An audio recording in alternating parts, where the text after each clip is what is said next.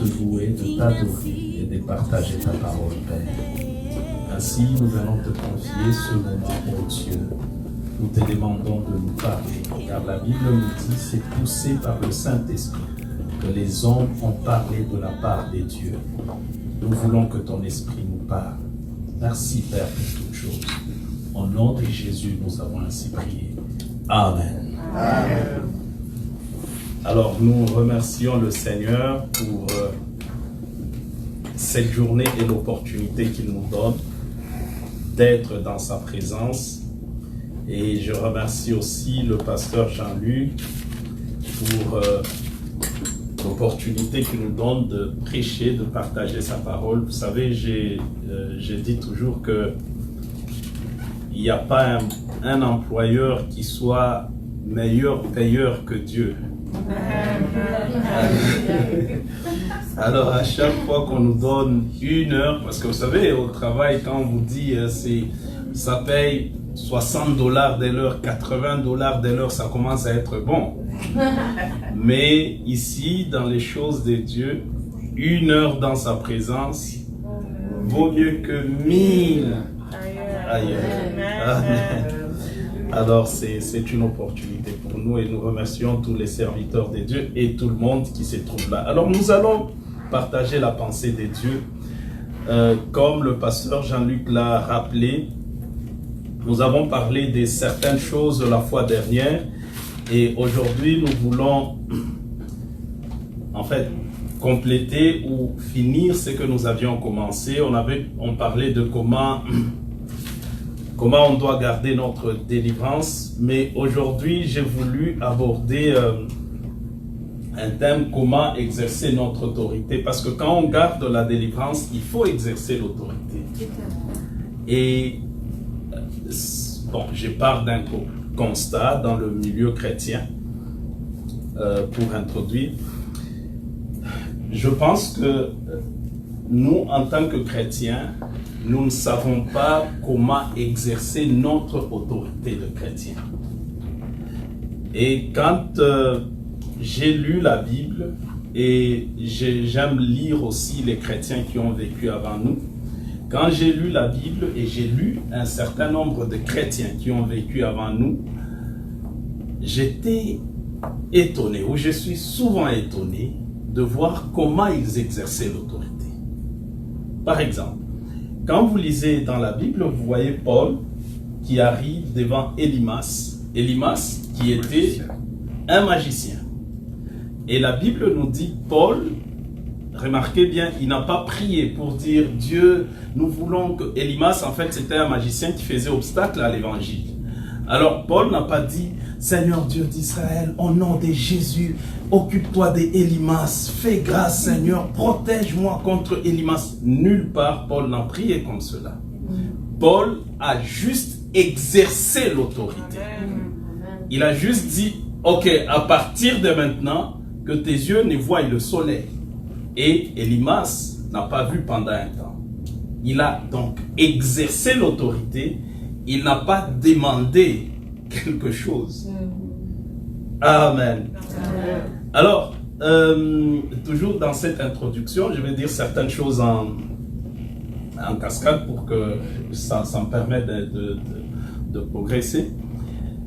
L'une des choses aussi que j'ai compris dans ma propre vie chrétienne et aussi dans la vie des chrétiens, c'est que nous faisons une grande confusion. Il y a des moments où nous devons prier et il y a des moments où il ne faut pas prier, il faut juste parler. Il faut déclarer et exercer l'autorité. Maintenant, nous, qu'est-ce que nous faisons? Même là où il faut déclarer, exercer l'autorité, nous prions.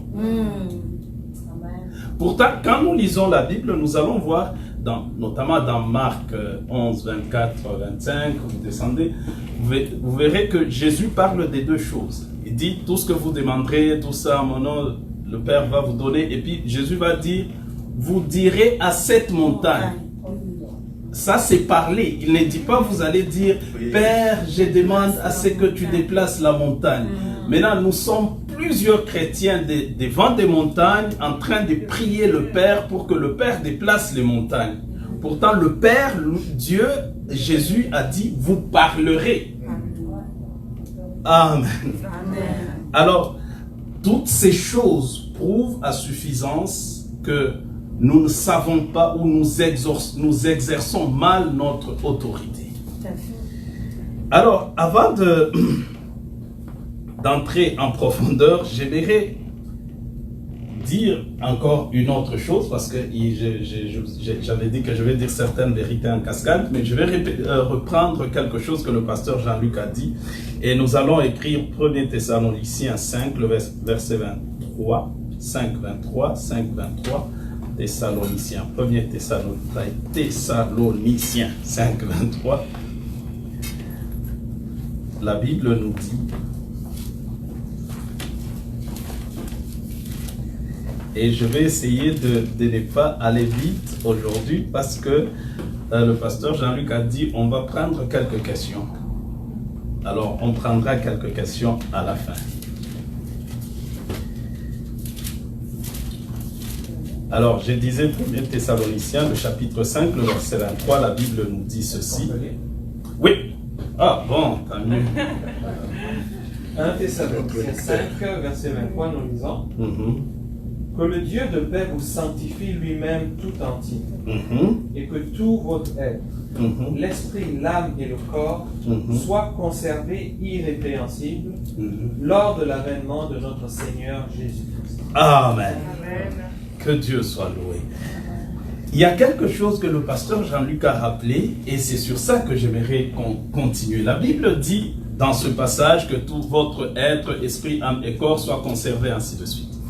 Et ça veut juste dire, comme le pasteur Jean-Luc l'a rappelé, nous avons, nous en tant qu'humains, comme nous le connaissons d'ailleurs, nous sommes constitués de trois choses, esprit, âme et corps. Mais en réalité, comme il l'a bien dit, nous sommes esprit en réalité, mais nous avons un corps qui est comme le contenant, comme nous avions partagé. Et dans ce corps, c'est là où notre esprit, c'est que nous sommes loge. Et c'est pourquoi je dis souvent, quand je fais ça, vous allez, ça c'est quoi? Vous allez dire c'est le bras d'Éric. Son bras, sa jambe, ainsi de suite. Mais où est Éric? Ça c'est ma tête.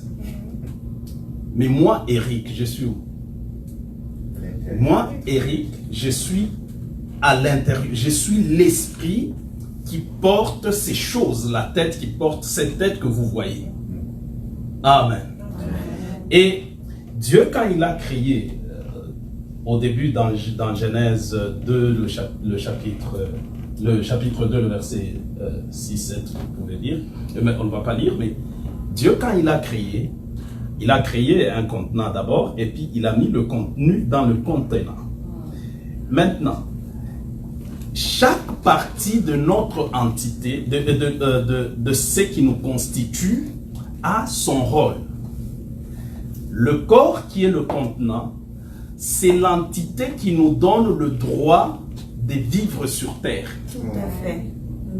Alors, cette entité a comme importance de nous donner le droit.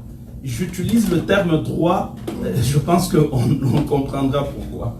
C'est que quand nous sommes sur terre, la chose qui fait que nous ayons droit, la terre, que nous soyons des ayants droit sur la terre, c'est notre corps. Tout à fait.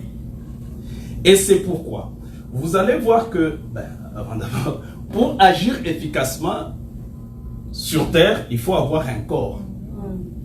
Alors, c'est pourquoi vous allez voir ceci. Même Dieu lui-même, quand il a voulu agir efficacement pour sauver l'humanité, il a fallu qu'il forme le corps à Jésus. Sinon, Dieu, quand vous regardez, vous lisez la Bible, vous allez constater une chose. Quand Dieu a voulu commencer à agir sur terre, après la chute, il a commencé par Abraham. Ça, d'abord, Noé, tout ça, c'était... Mais avec Abraham, c'est là qu'il a commencé vraiment à agir efficacement. Et comment Dieu devait s'y prendre?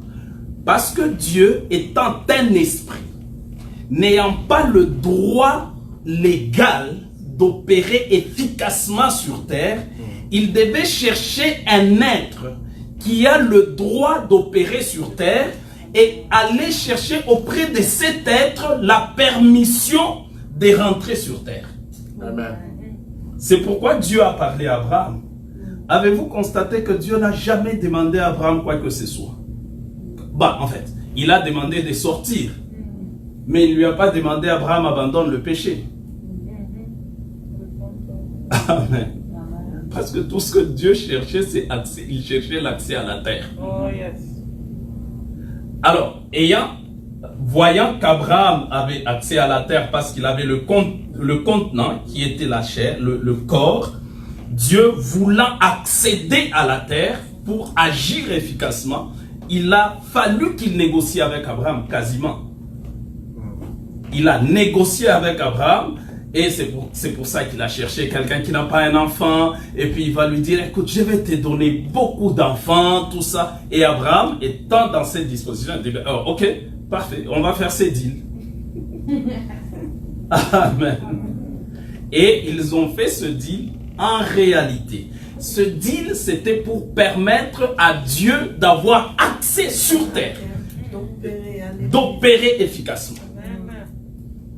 Et c'est pourquoi quand vous regardez tout l'Ancien Testament, l'action de Dieu était limitée.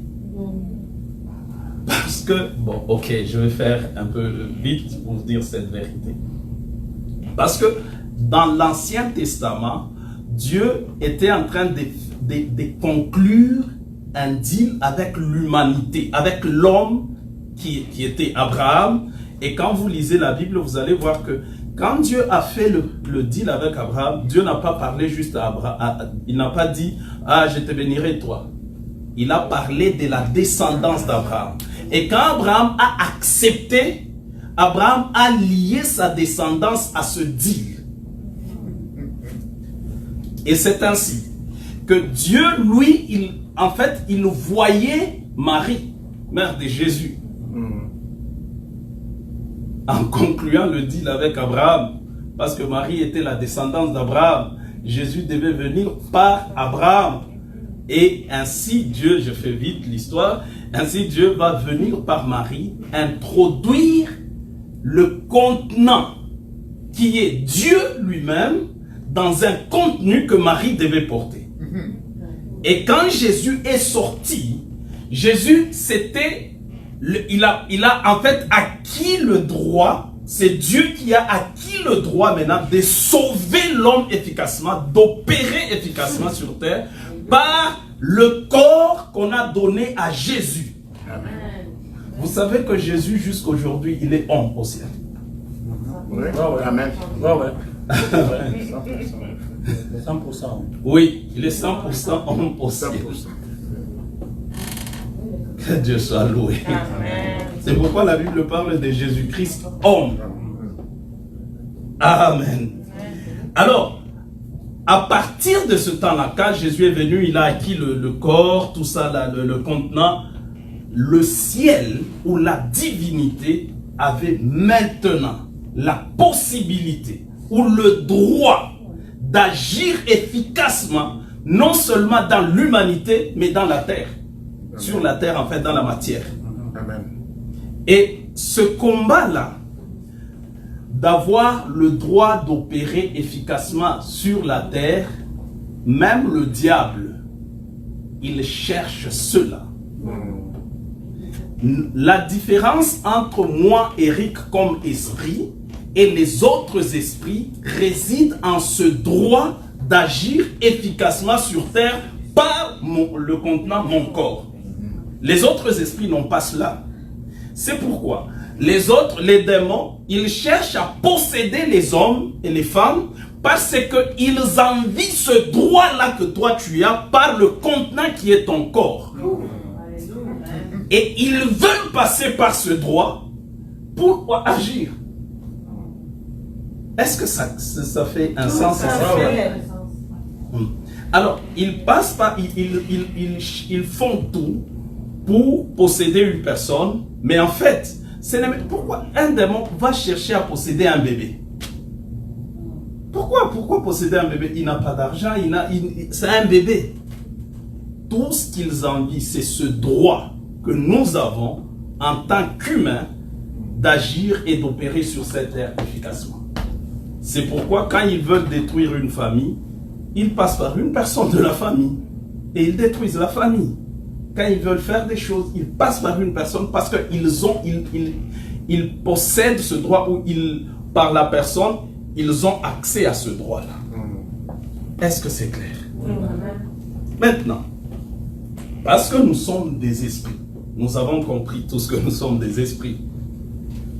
Amen. Amen. Amen. Amen. Nous sommes des esprits. Je pense que je le dirai un peu plus tard. C'est pourquoi, par exemple, les occultistes, quand ils agissent sur cette terre, ils agissent en esprit. Mais les chrétiens, tellement ils sont comme nous les chrétiens, nous sommes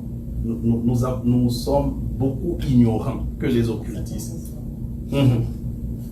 Les occultistes, les sorciers, les gens comme ça, ils opèrent parce que c'est leur esprit qui a donné droit aux esprits. Alors ils commencent à opérer dans le monde spirituel. Et ils commencent à exercer même une certaine autorité. Illégalement, je dirais légalement, parce qu'ils ont le droit. Mais ils en profitent, ils utilisent l'ignorance des gens, des chrétiens, et puis ils font des choses, ils font énormément de choses. Bon, bref. Maintenant, quand nous devenons chrétiens, il y a quelque chose de très important qui se passe dans notre esprit. Et vous savez, je vais y revenir, je sais que c'est des bases, mais c'est important pour qu'on comprenne l'exercice de notre autorité. Dans Jean 1, 12, 13, on peut nous lire par le frère.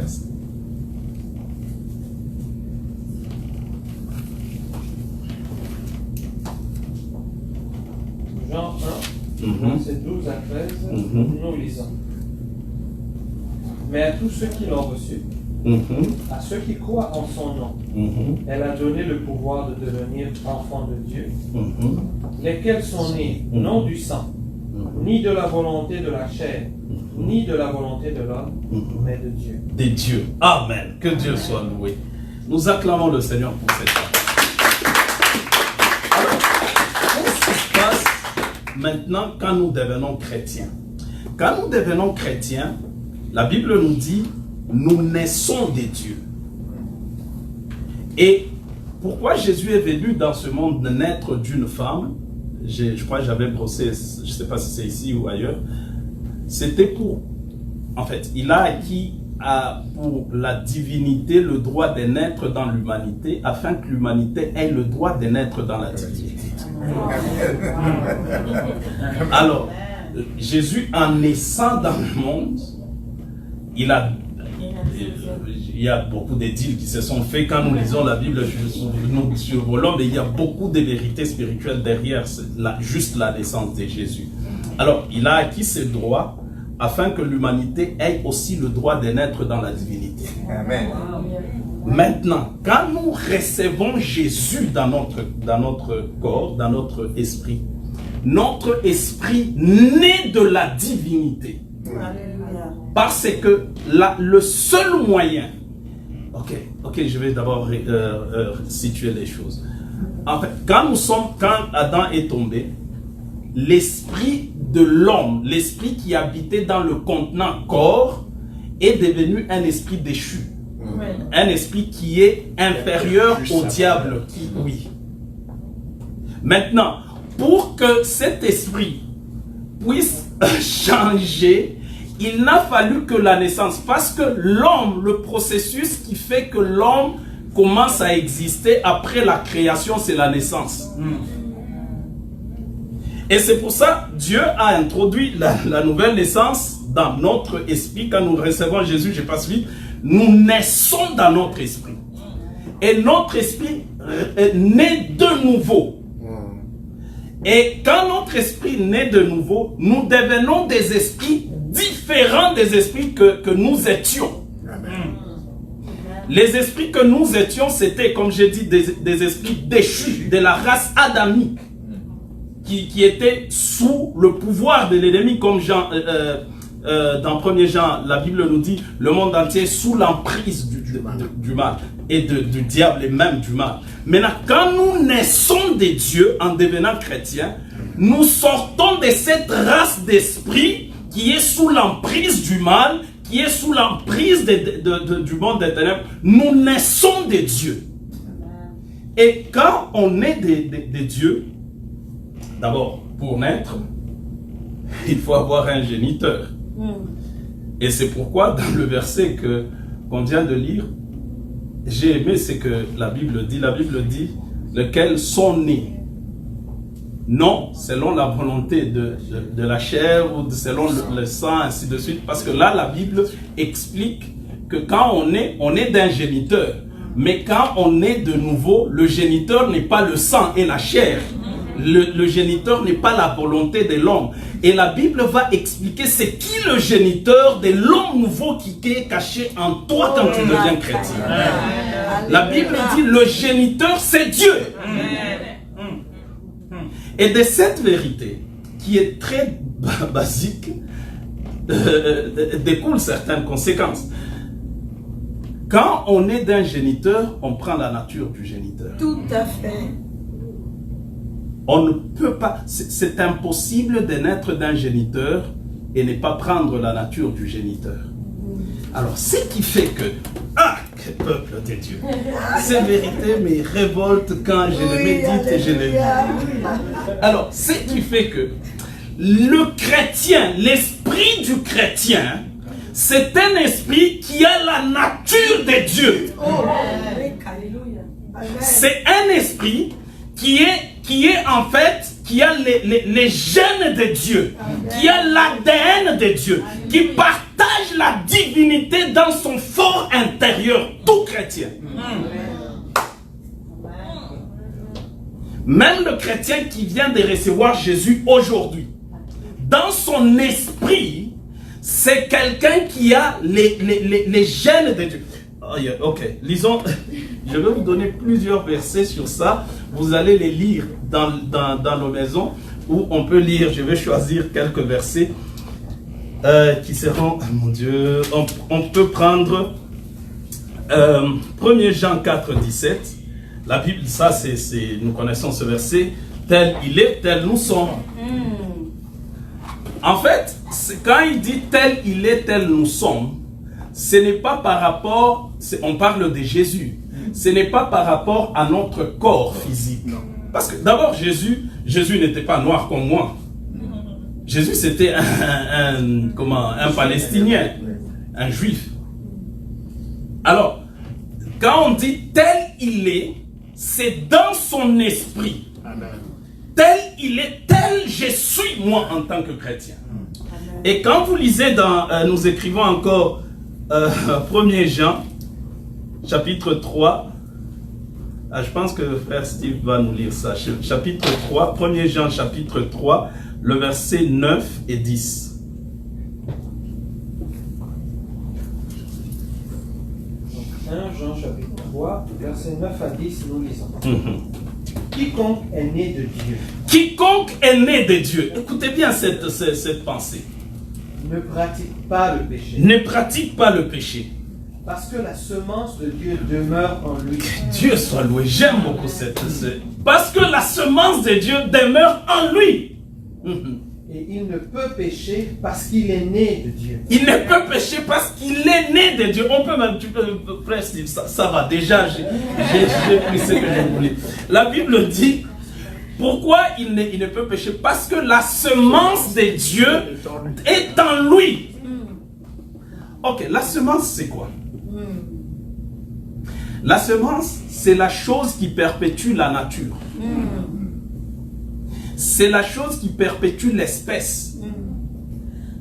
Quand on dit, on prend par exemple la semence de maïs. On dit que dans ça, il y a la semence de maïs. Ça veut dire il y a quoi? Le maïs. Il y a le maïs. Amen. Alors, en disant que d'ailleurs la Bible dit, c'est lui qui est né de Dieu. C'est-à-dire l'esprit qui est en nous a la semence, en d'autres termes, est de l'espèce de Dieu. Amen. Nous avons en nous notre esprit en tant que chrétien, c'est un esprit divin. Amen. Amen. À partir du jour où nous sommes nés de nouveau, notre esprit, quand nous sommes nés de Dieu, notre esprit est devenu un esprit divin, un esprit de Dieu, un esprit qui a la nature de la divinité. Et c'est pourquoi, quand vous lisez notamment dans Jean 3:6, je pense, où on dit, ce qui est né de la chair est chair, et ce qui est né de l'esprit est esprit. Or, en naissant de Dieu, quand nous devenons chrétiens, c'est en fait dans notre esprit que nous naissons de Dieu. Et ton esprit et mon esprit, nous devenons, je peux même dire, des esprits supérieurs. Amen.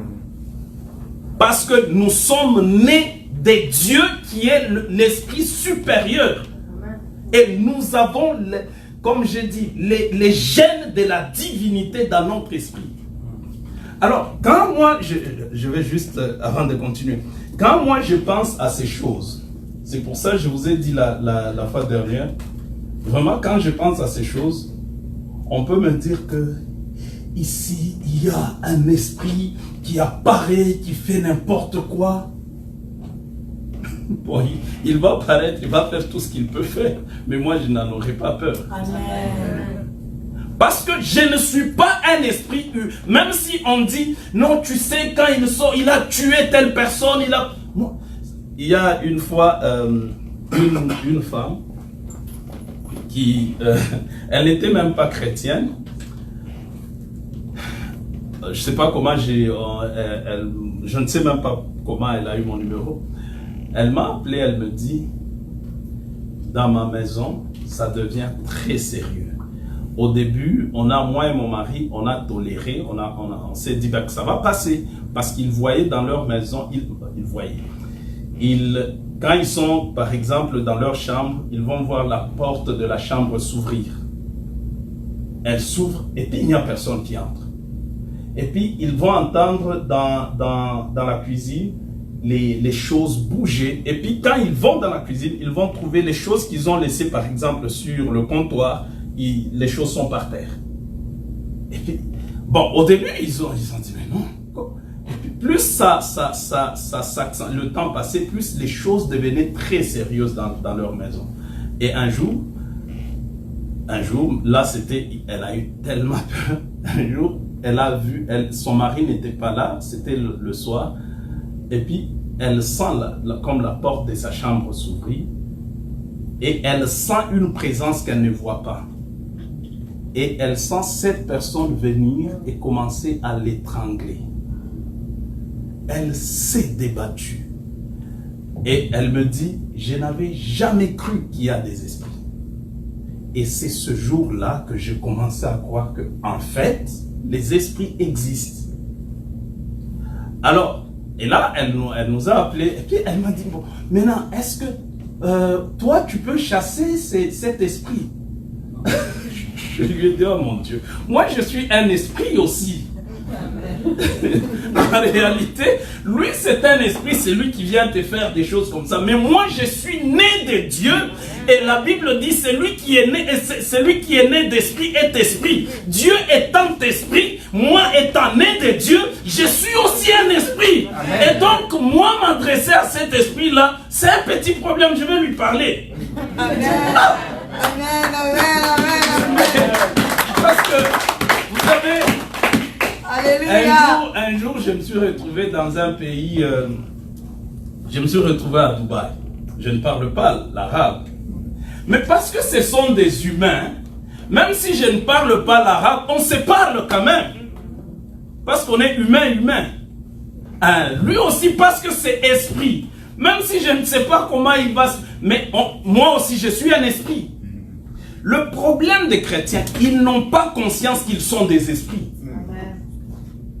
Et pour finir la petite histoire, je suis allé dans la maison de cette dame-là. Quand elle m'a vu arriver, j'avais juste ma Bible. Et puis elle dit, oh, je dis, mais pourquoi vous êtes étonné? Elle me dit, mais vous n'avez pas des bougies, vous n'avez pas des mouchoirs. J'ai dit, en fait, toi, l'esprit là d'abord qui vient, toi tu ne le vois même pas, est-ce qu'il a des bougies? Alors pourquoi tu veux que moi, l'esprit Eric, vienne avec des bougies? Alors je suis allé, on a prié pendant quelques minutes, et puis j'ai chassé cet esprit-là. Maintenant, quand j'ai fini, elle m'a demandé, elle dit, c'est fini.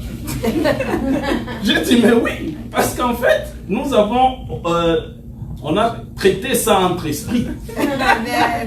Moi, je suis un esprit, eux, ce sont des esprits, mais je leur ai donné l'ordre. Et parce que moi, je suis un esprit supérieur. Je vous ai dit que le monde spirituel est très structuré et très hiérarchisé.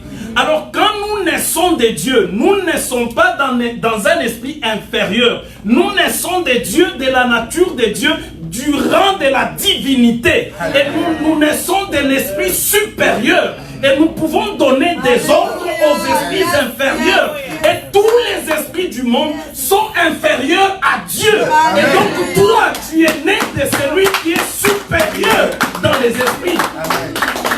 C'est-à-dire que tu peux donner l'ordre aux autres esprits.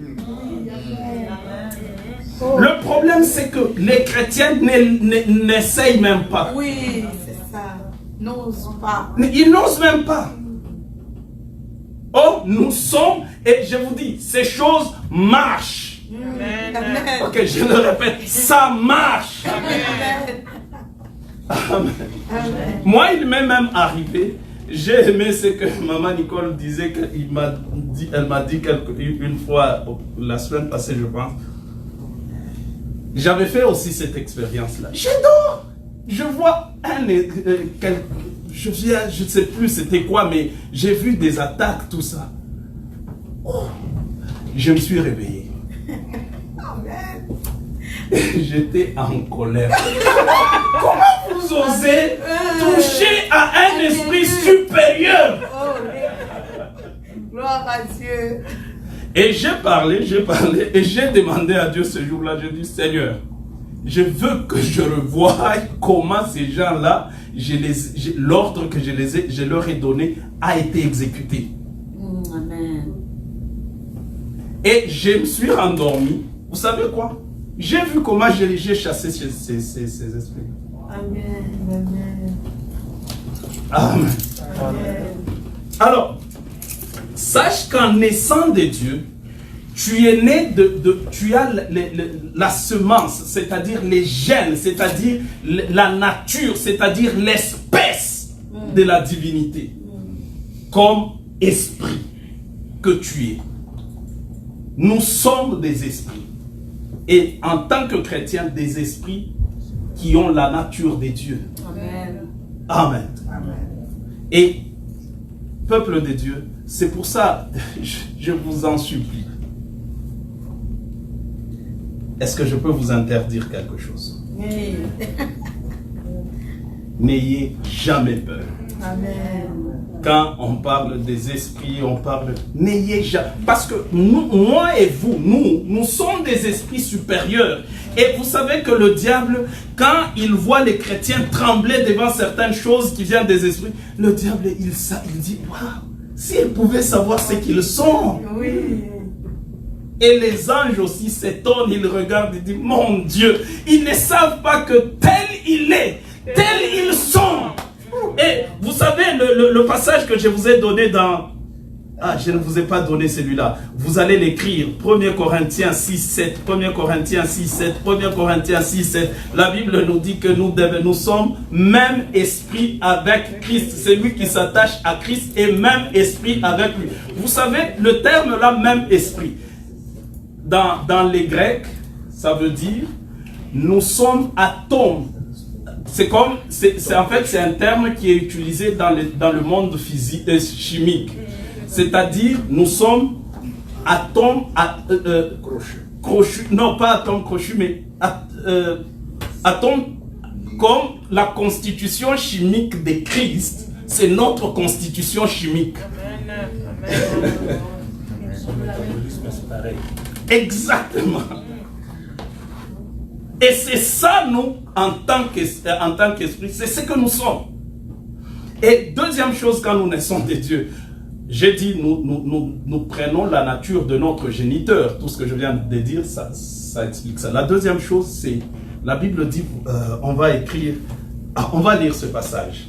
Ephésiens, chapitre 1er, le verset 18 à 20. La prière de Paul. J'aime beaucoup cette prière. Et je vous recommande aussi de relire cette prière de Paul, qui est une grande révélation. Ephésiens 1, le 18 à 19. Amen, amen. Ephésiens 1, verset 18 à 19, nous lisons. Et qu'il illumine les yeux de votre cœur, pour que vous sachiez quelle est l'espérance qui s'attache à son appel, quelle est la richesse de la gloire de son héritage qu'il réserve aux saints, et quelle est envers nous, qui croyons l'infinie grandeur de sa puissance. La Bible dit l'infinie grandeur. La Bible ne dit pas, c'est-à-dire la grandeur infinie de sa puissance. Se manifestant avec efficacité par la vertu de sa force. Oui, on peut continuer jusqu'au 20. Il l'a déployé en Christ, en le ressuscitant des morts, en le faisant asseoir à sa droite dans les lieux célestes, au-dessus de toute domination, de toute autorité, de toute puissance, de toute dignité et de tout nom qui se peut nommer, non seulement dans le siècle présent, mais encore dans le siècle à venir. Est-ce qu'on peut acclamer cette vérité?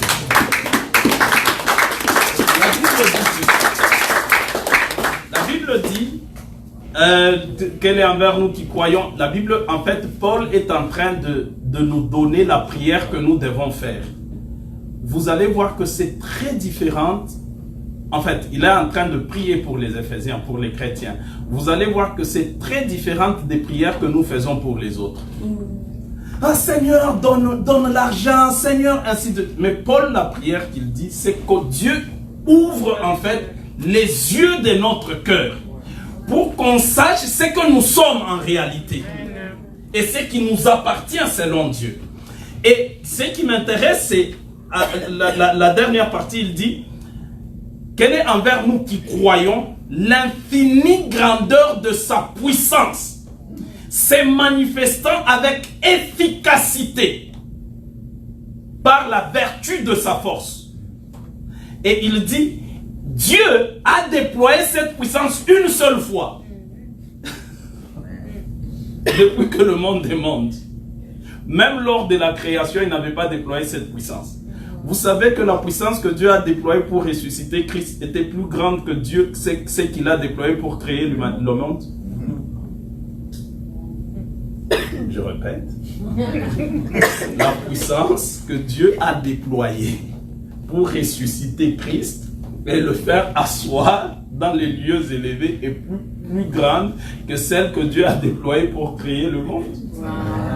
Amen. Amen. Amen. Maintenant, cette grande puissance, la Bible dit, Dieu l'a mis à notre disposition. Nous qui sommes nés de Dieu. C'est que nous les chrétiens qui sommes nés de Dieu, dans notre esprit, nous avons accès à la toute puissance de Dieu. Yes. Et la Bible nous dit ceci. Quand Dieu l'a déployé, la fois où Dieu l'a déployé, la Bible nous dit c'est quand il a ressuscité Christ d'entre les morts. Je vais vous expliquer ce que ça veut dire. Je sais que nous comprenons ressusciter, c'est quelqu'un qui est mort et puis qui revient à la vie. Et puis le faire asseoir, c'est le prendre et le faire asseoir. Mais je vais expliquer encore. Maintenant, il a ressuscité Christ. Qu'est-ce qui s'est passé? Jésus, quand il est venu, la Bible dit dans Philippiens, il s'est humilié. C'est-à-dire, Jésus a accepté lui-même de descendre plus bas. La Bible a dit même qu'il est devenu plus bas que les anges. En fait, il devait aller vraiment plus bas. Et maintenant, la puissance de Dieu, parce que, ce n'est pas le terme d'aujourd'hui, mais en fait, la puissance de Dieu est descendue là où Jésus était. Jésus n'était pas même au rang des hommes. Il était plus bas que les anges. Or, nous les humains, les chrétiens, les anges nous servent. Oui. Nous sommes plus hauts que les anges. Amen. Mais Jésus, il a accepté, selon Hébreu, d'être même plus bas que les anges. Alors, quand il est descendu plus bas que les anges, je pense que Dieu avait utilisé cette opportunité pour déployer toute sa puissance. Et Dieu a dit, je vais prouver maintenant aux créatures invisibles ma puissance. Alors, Dieu est descendu là où Jésus était allé. Et il a pris Jésus, et la Bible dit, il a commencé à le faire monter. Et il a monté Jésus par sa puissance. Et quand vous lisez le contexte de ce verset, ça veut dire les autorités, les principautés et toutes ces choses s'opposaient en réalité. Alors ça s'opposait. Maintenant Dieu déploya la puissance, l'infinie grandeur de sa puissance. Il a pris Jésus de là où il était. Il a commencé à le faire monter. Il le fait monter au niveau des hommes. Il élève, il dépasse les hommes. Quand il l'a fait monter au niveau des hommes, vous savez ce qui s'est passé? Allô? Ok. C'est que il y a eu les hommes, ils ont mis des gardes. Vous avez lu la Bible. Ils ont mis des gardes et ils ont mis des moyens humains et la pierre pour empêcher.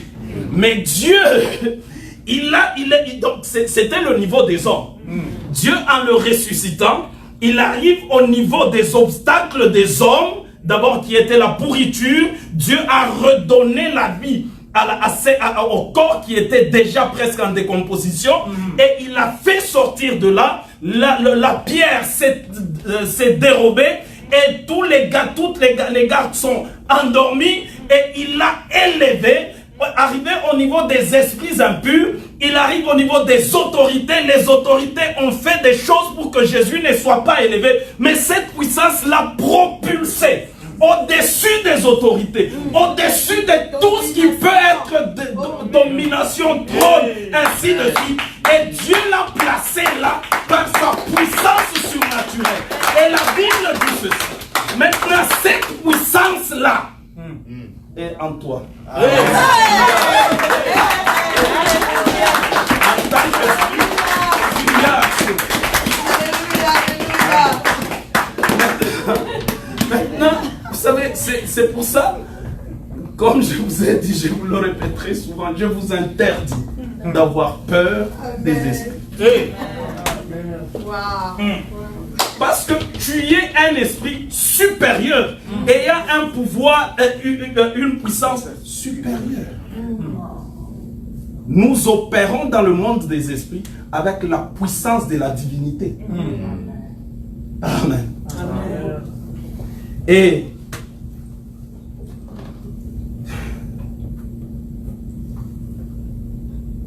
ok, je dois choisir ce que je dois dire. Nous, tout ce que je viens de dire, c'est pour nous situer dans le monde spirituel où nous sommes en tant qu'esprit. Parce que dans le monde spirituel, il y a trois actes, trois camps d'actes, trois types d'acteurs. Tout ce qui arrive dans le monde spirituel. Le premier type, c'est Dieu et son camp. Deuxième type, c'est le diable. Troisième type, c'est toi et les humains. Amen. Et c'est les 3 acteurs qui opèrent dans le monde spirituel. Maintenant, j'ai voulu d'abord que tu comprennes, toi, où tu es.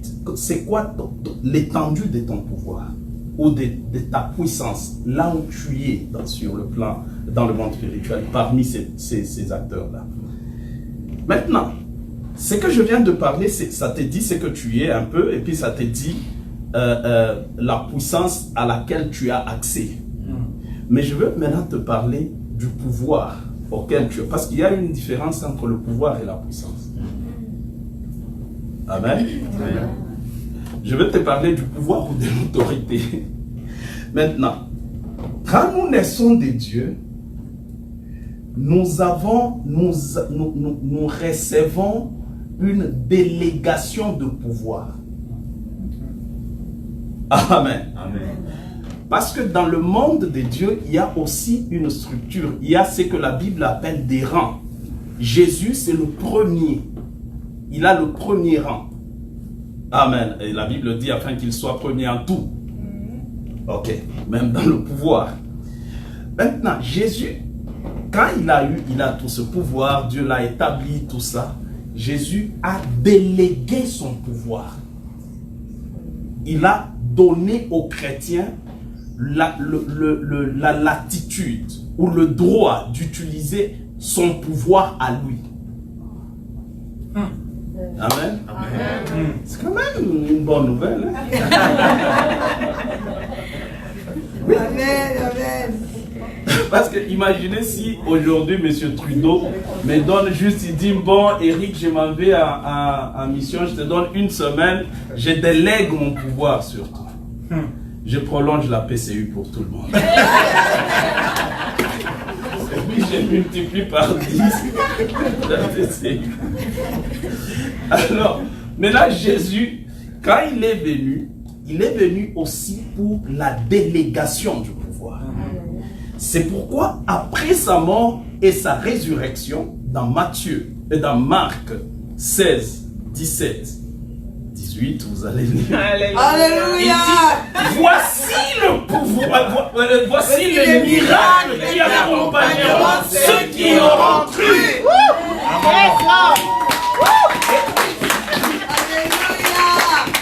Il dit, à mon nom.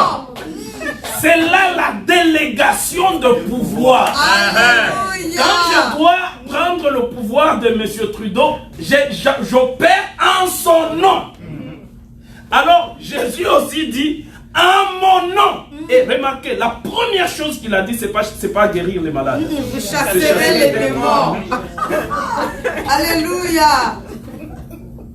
Amen. C'est-à-dire, non seulement tu es un esprit renouvelé, né de nouveau, mais tu es un esprit ayant la délégation du pouvoir de Jésus. C'est-à-dire, quand il dit à mon nom, vous, c'est-à-dire, tu vas utiliser le pouvoir de Christ. Vous savez ce qui est merveilleux dans la délégation de pouvoir, c'est quoi? Ou ce qui est important? Il y a 2 choses. La première chose, c'est que c'est lui qui reçoit le pouvoir délégué. Ok, c'est une vérité en fait qu'il faut, c'est que c'est lui qui reçoit le pouvoir délégué comprenne. C'est qu'il n'agit pas, ou en fait son pouvoir ne repose pas sur ses capacités. Même pas sur ses connaissances. C'est Trudeau qui a gagné les élections. Si lui, il délègue le pouvoir, c'est lui qui prend le pouvoir. On ne le connaît probablement même pas. Mais c'est lui qui a tous les mérites d'exercer le pouvoir. Mais toi, il te donne juste le pouvoir délégué. Le problème des chrétiens, c'est quoi? C'est que quand nous voulons exercer le pouvoir délégué, nous regardons à nos capacités. Et ça nous affecte beaucoup. Parce que tu arrives au temps d'exercer ton pouvoir, tu commences à regarder. C'est comme moi, si dans l'exemple que j'ai donné, M. Trudeau me donne le pouvoir, il délègue le pouvoir. Si je commence à agir, je commence à dire, moi d'abord, en Alberta, on ne me connaît pas. D'abord, l'anglais, je ne connais pas. En Alberta, on ne me connaît pas. On ne me connaît pas. Non, tu ne sauras pas opérer avec ce pouvoir-là. Il faut regarder aux capacités et mérites de celui qui a délégué le pouvoir et non pas aux capacités et mérites de toi qui as reçu le pouvoir délégué. Amen. Amen. Et c'est pourquoi un chrétien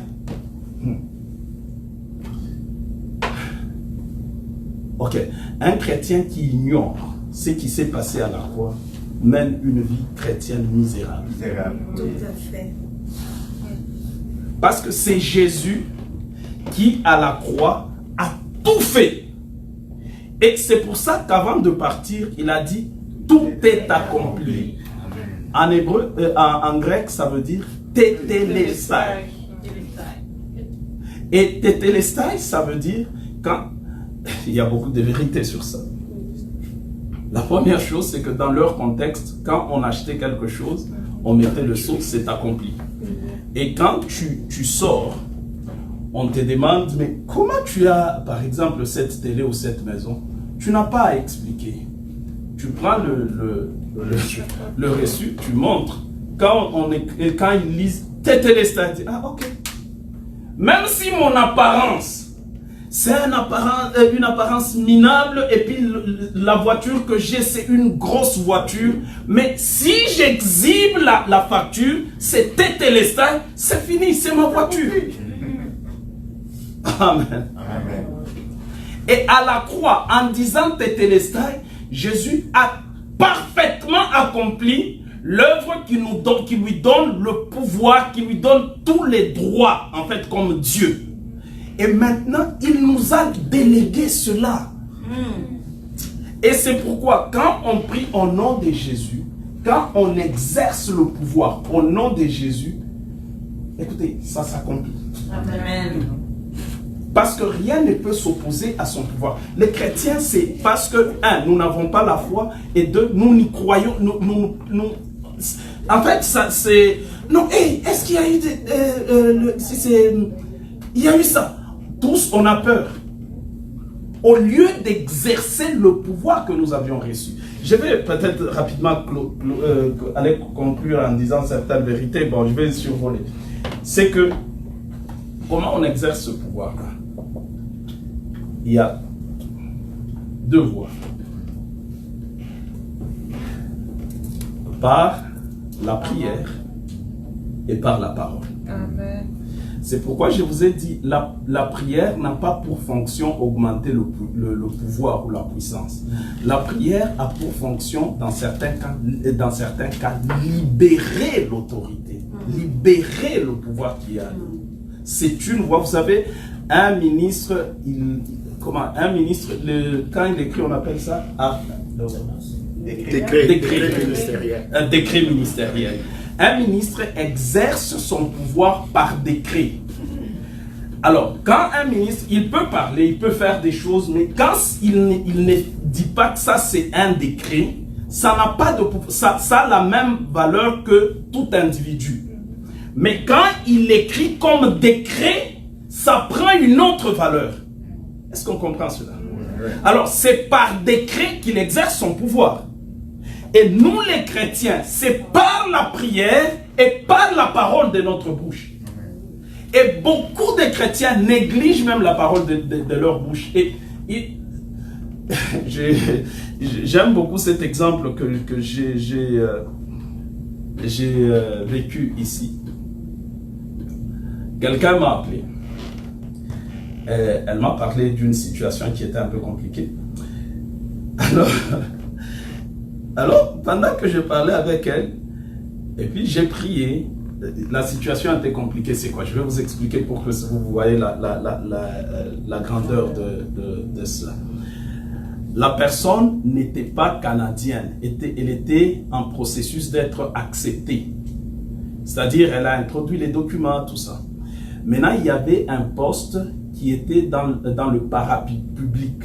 Dans le parapublic, ça veut dire les sociétés d'État.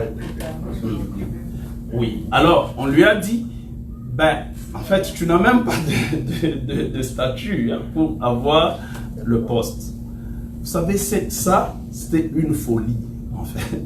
Alors, elle m'a appelé. J'ai dit, ok. Alors, quand j'ai fini de prier avec la personne, vous savez ce qui est arrivé dans mon esprit? J'ai senti dans mon esprit, on me dit, déclare que dans quelques mois, il va avoir le poste, pas les documents d'établissement, mais le poste. Ok, j'ai dit ok. Alors je lui ai dit ok, je déclare que dans les mois qui... D'ailleurs j'avais dit j'avais donné un nombre de semaines, c'était 6 semaines. J'ai dit dans 6 semaines, plus tard, je déclare tu auras le poste. Bon, elle a dit amen par respect. Je ne pense pas que c'était par la foi. Elle dit amen. J'ai dit ok. Et elle est partie. Et vous savez quoi? Je crois 2 ou 3 semaines plus tard, elle m'appelle. On l'a embauchée. Et moi et vous, je ne sais pas comment. On l'a embauchée et après, c'est alors qu'elle a eu les documents d'établissement. Sincèrement, je ne sais pas me l'expliquer. Mais tout ce que je sais, c'est que j'ai parlé. Amen. Il y a des choses, quand la Bible dit, par exemple, vous chasserez les démons. Est-ce que chasser, c'est prier? Non. Ce n'est pas, oh, Seigneur, je demande que ces démons-là ne visitent pas ma famille. Là, Dieu, il s'étonne, il dit, mais moi, je t'ai déjà donné le pouvoir de les chasser. Et puis toi, tu me demandes, moi, de les chasser. Et ça, les chrétiens, nous sommes spécialistes, nous demandons à Dieu ce qu'il nous a demandé de faire. Oui. Par exemple, tu vois, lui nous a dit, allez, faites de toutes les nations mes disciples. Nous demandons, Seigneur, je demande que tu amènes les gens. Mais lui, il a dit, va faire de toutes les nations mes disciples. Amen. Il dit, vous chasserez les démons. Et nous prions, Seigneur, je te demande, Seigneur, que ces démons-là ne viennent pas dans ma maison. Non. Parce qu'il a délégué le pouvoir de chasser. Il ne peut pas reprendre ce pouvoir-là. Il nous a délégué ce pouvoir. Amen. Bon, on peut poser des questions.